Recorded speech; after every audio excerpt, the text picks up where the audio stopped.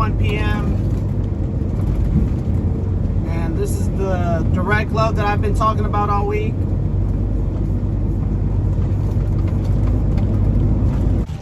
So we're gonna go ahead and open our doors. This is the facility right here.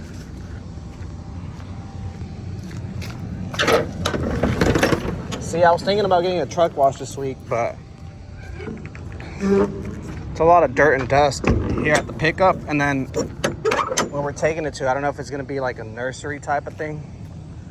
So I knew my truck was probably gonna get dirty. Empty trailer. I'm gonna go ahead and sweep it out actually. Yeah, so the guy just came out. He's gonna have someone come out and load us and give us our paperwork, and we'll head to the yard right across the street, go home, shower, get something good to eat, come back to the truck and start heading to Albany, Oregon. Look at this butterfly killed though. Oh, another butterfly. Yeah, so I guess they're not gonna load us at the dock right here. This guy just came out and told me to follow him. Sorry for the dirty windshield, but that field in front of us is where they grow the grapes, or something to do with grapes.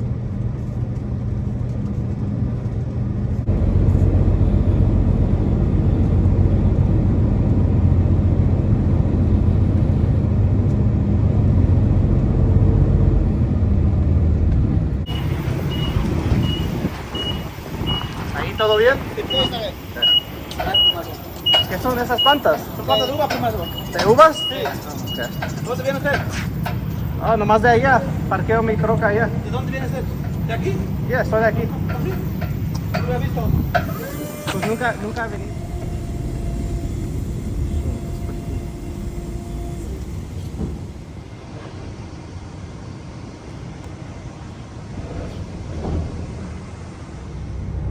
Man, I think this might be the boss's house that owns this place or owns this business. It's a beautiful house right there. Goals right there, right outside your business. Man. Yeah, so a little bit about how I got this load. So I've always seen this place right across the street from where I parked my yard, and I've always wondered like what they do there. But they grow grape plants or something like that, and then they ship them to other places like Canada, Oregon. I think another lane that they have is like Detroit, Michigan, I think. But my buddy Cage, that I get those water loads for, the ones that I've been kind of doing and the ones that I'm going to do next week, he knows a guy here, so he connected me with him. I called him. I remember the first time I called him for Michigan, I think I gave him a rate, but he thought it was too high, so he never called me back. But then I came here last week to drop off those waters because they have a docks here, so we're gonna move them from my trailer to another trailer, my buddy Cage's. And I saw the owner here, and I talked to him, and he's like, "Oh, I have a load going to Albany, Oregon next week. Do you want to do it?" And I was like, "Yeah." And I was like, so this time I gave him a little lower price, which was fair, because he ended up telling me that he called TQL to see how much they would charge him, and what I told him was about the same thing. So the quote that TQL gave him was about what I told him. So I ended up doing it just for like $100 cheaper than what they told him. So, you know, because at the end of the day, it's going to be way more beneficial to me, and he still saves like $100, which is probably nothing to him, but it's just crazy how TQL makes so much money and we don't even know, because we don't know what these shippers and warehouses are paying the brokers. And then once those brokers give the load to us, we get it for so cheap. Now that I'm starting to realize with this load, like TQL, if they would have put this load on the load board, I honestly think they could have made anywhere between $500 and $1,000. No lie. So I'm just blessed to have this load, even though it's one load and we don't have like it's not dedicated yet. I'm still blessed to be making that extra money this week, because this week I'm gonna profit a lot of money if everything goes good. And like I said, this guy has a lot of loads going to Canada, so maybe next year. I think he's already booked all his loads for this year, but next year, hopefully he has some loads for me, man. That would be some good money. Man, they just handed me the paperwork, and This load is gonna weigh about 23,400 pounds, which is even better, man. Not a heavy load, that's even better. 26 racks of those grape plants. Let's see what else. I'm gonna put the address in and see how far it is away from here. So it's 9 hours away, 492 miles. So we'll be there tonight around 11 p.m. But I'm gonna take like an hour or two off, so we won't be there until 2 a.m. probably. All right, they loaded us in an hour and 30 minutes. So now we're just gonna go to the yard and park, and then we'll be back.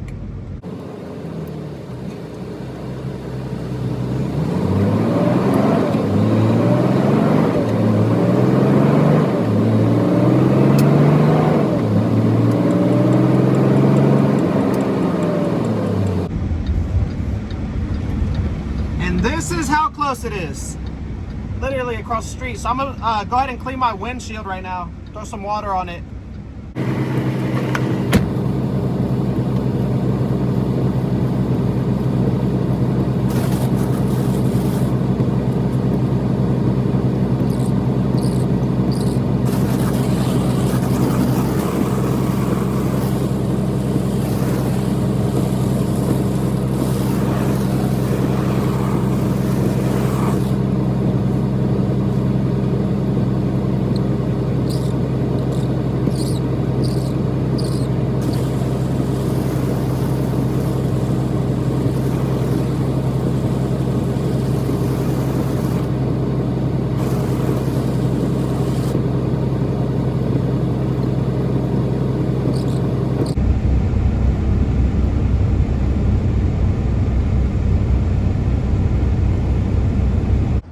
So I'm fueling up, and look what we have here.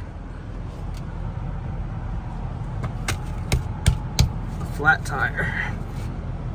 Oh man. There's like a little screw in there or something. So I'm gonna air it up, and then hopefully get me to the next truck stop or a truck stop. Man. Good thing I was checking the tires right now. We got the air hose.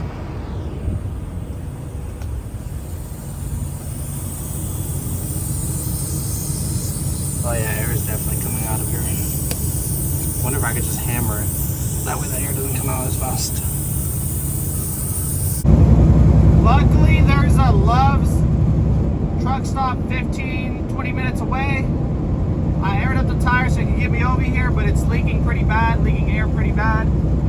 Usually when there's a nail in there, I feel like sometimes it kind of holds the air, but this time it's not. Yeah, so we're about 10 minutes away now. I just called. Luckily they're not busy, they're not packed.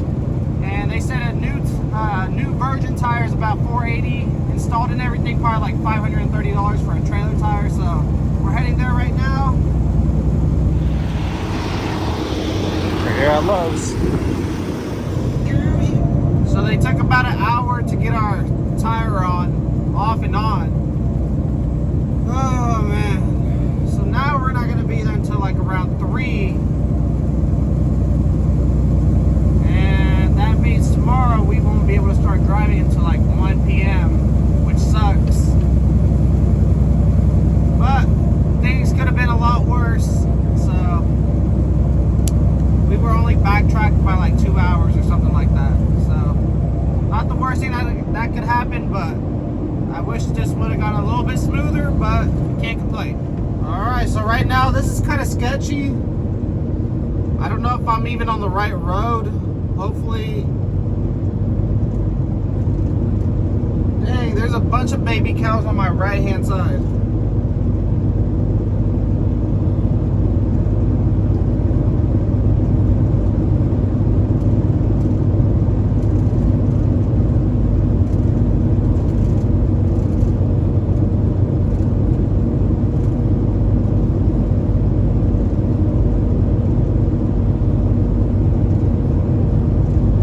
I really hope I'm on the right road right now.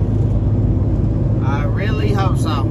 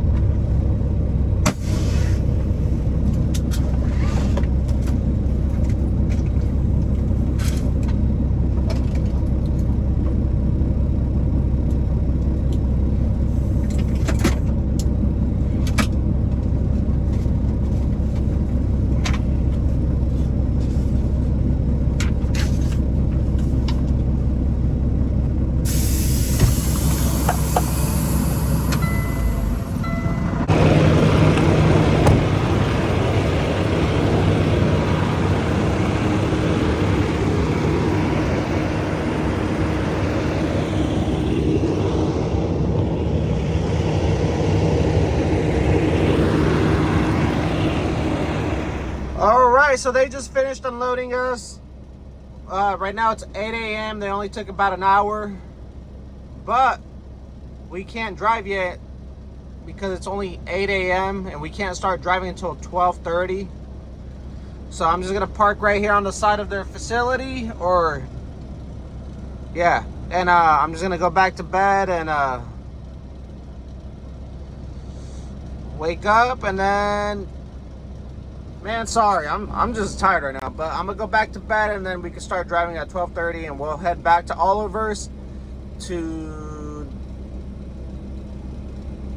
All right, I'm gonna go back to bed because I can't think right now. Also, I probably forgot to mention, but we're returning this back.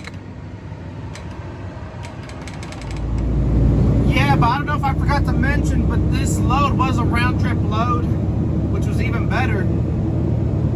So we just have to return the empty racks that the plants were in. And that's pretty much it. So now we're heading back home. It says we're gonna be home like around 9:30 or 10. So they might just unload us tomorrow morning, Saturday morning. But I have to message the boss and see what he's gonna say. But most likely tomorrow morning they're gonna take those crates off out of my trailer. But man, to get here, it's kind of sketchy.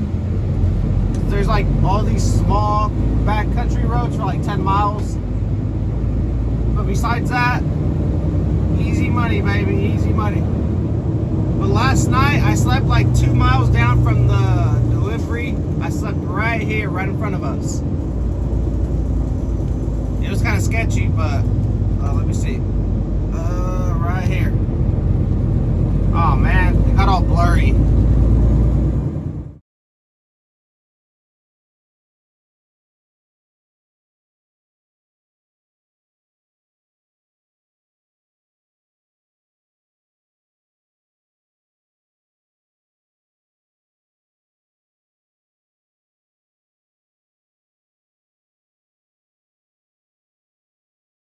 It's Saturday, and we're just gonna go deliver down the street the racks, and yeah, that's pretty much it for this load. I'm glad everything worked out. So see you guys on the next load, probably Monday.